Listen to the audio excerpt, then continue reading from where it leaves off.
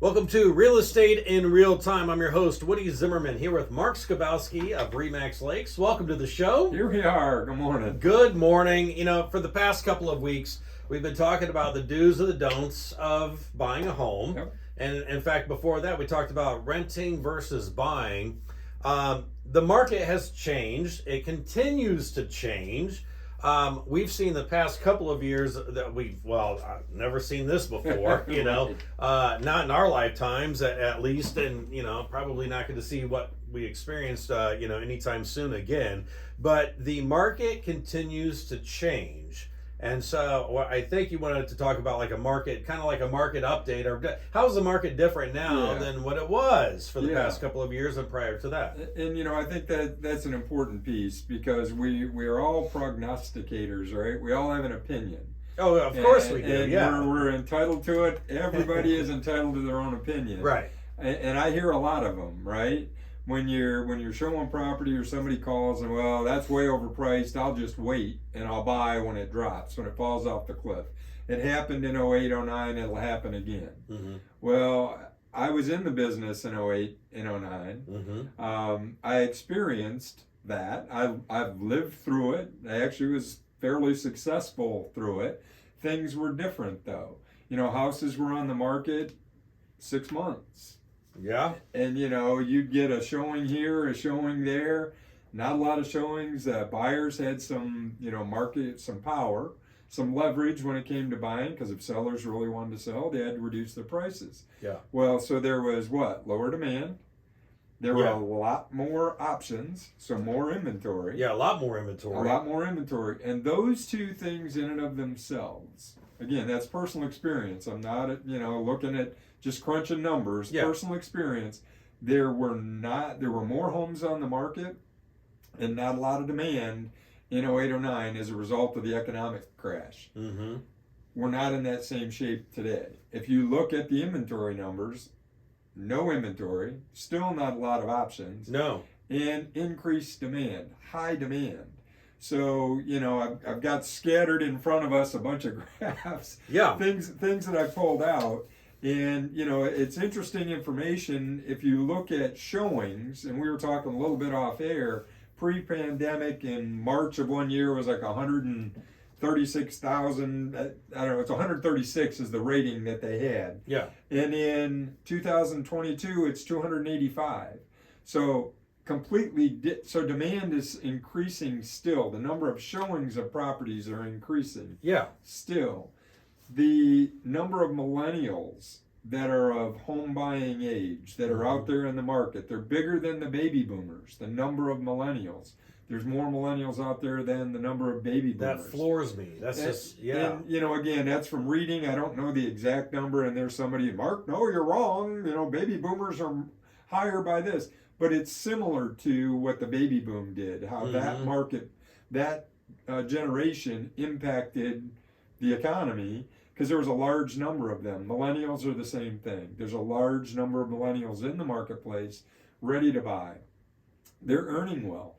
Yeah, they're making good money. Well, the thing is that they always said that like Social Security would go away because there was more baby boomers than my generation, Generation X, okay? And then you had Generation Y, and then that rolled into the millennials. Well, there's more, there's like you just said, like the same number of millennials as there were baby boomers. So that's an influx of like you said, buying power. Yeah. And they're like in their middle 30s now. They're impacting the market, obviously.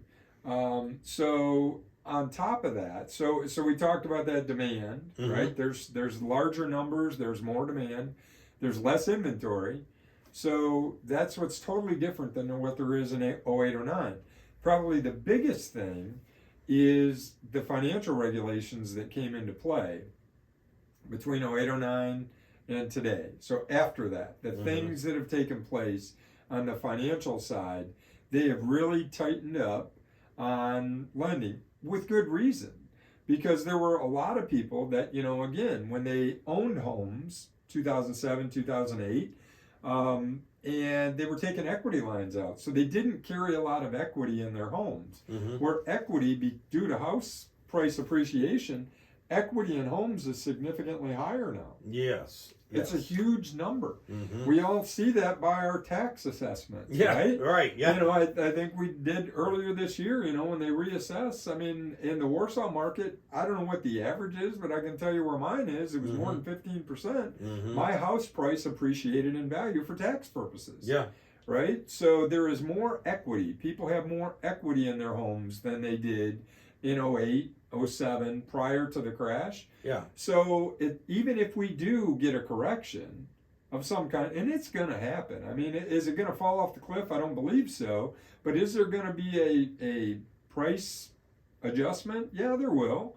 But it's going to be more than normal price adjustments where, you know, people price higher and have to adjust in order to get it sold. But I don't think we're going to see that huge market drop, the suddenness that we experienced in 2008 and 2009. Okay, yeah, because I mean, I've been hearing it. It's like, you know, the market is going to crash. The market's going to crash. Yeah. That's, you know, that's when I'll buy. Is like, you know, when prices like, you know, fall off the cliff. We're seeing deceleration in price appreciation. That's Okay. a fancy way of saying prices aren't going up as fast as they were. But Let's Yeah. put it that way. but they're still going But up. they're still going up. Yeah. They are still going up. Absolutely.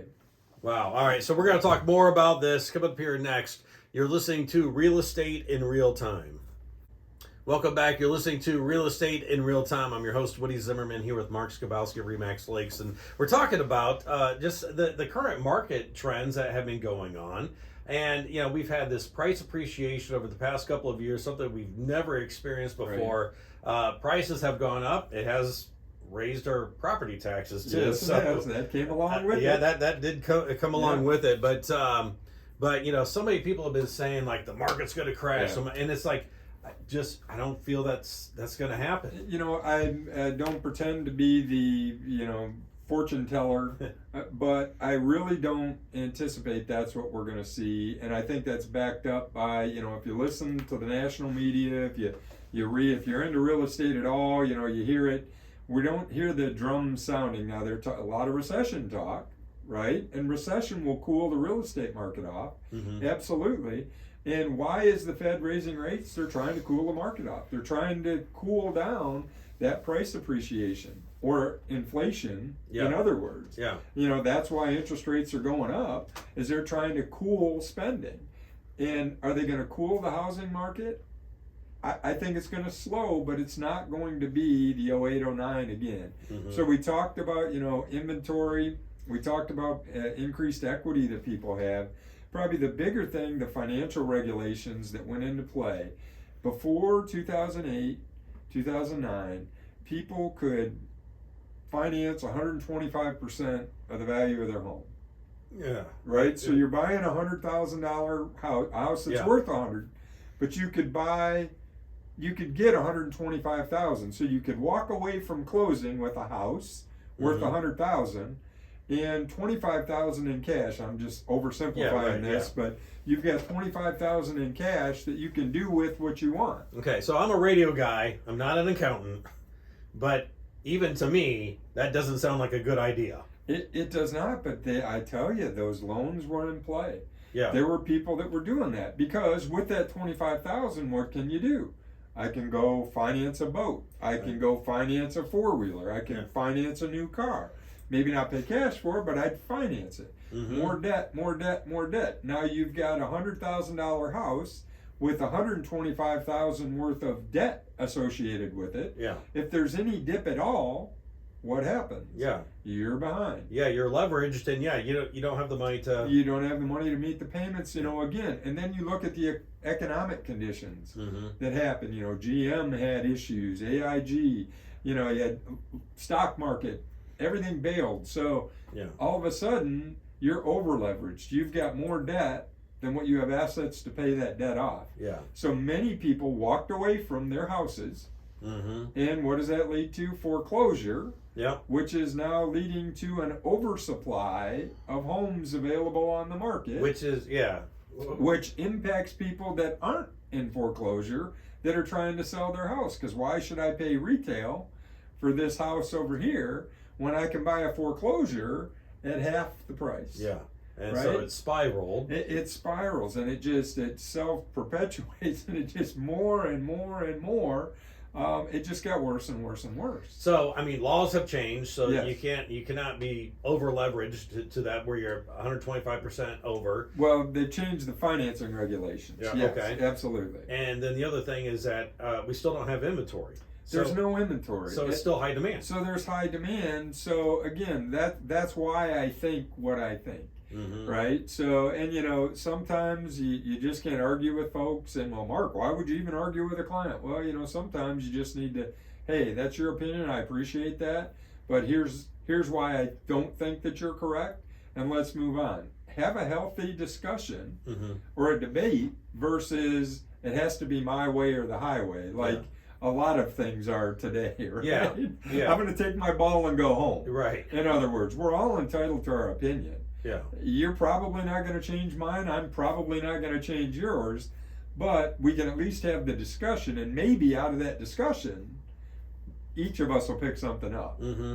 But economists are not predicting that They there's are going to not be a crash. predicting No, that. they're not. They are not predicting that at all. And it's not like it's Big Brother watching over us, and they're just trying. Those people are trying to support this. I really don't believe there's this big conspiracy to keep people buying houses. So the prices stay up. If there is, I'm not part of it. I can't. So, Right. but what I'm trying to do is get out there. It is still a good time to buy a home. Housing is still a good investment long term. Yeah. It is still a good way for people to build wealth over the long haul. Because as house prices appreciate, what does that lead to? Increased equity. If you choose to sell at a later date, you should sell for more than what you've paid for it. And ultimately, you can take those resources and do something different, whatever that is. Mm-hmm. We've got a lot of the baby boomers, and I'm the tail end. I mean, I was born in '64. And my generation is now getting to that retirement. I'm the tail end of the baby boomers. Yeah, you are. So we're starting to see that taper off where my generation is selling homes and downsizing. Yes. I think we're going to continue to see that taper off because there's fewer of us that are in that stage. Yeah. It's already happened. So, but now we're seeing the flip side of that. The millennials are in the buying phase, and prices are appreciating because there's just no inventory for them to buy. Mm-hmm. So while the baby boomers ride off into the sunset, selling their homes and buying smaller homes, there's millennials replacing the people that were buying those houses. There's new buyers for those homes. Yeah. So, overall the market is in really good shape. Okay. All right. Very good. All right, Mark, your contact information. Sure. Websites, lake-realtors.com. Phone numbers, 574-834-1233.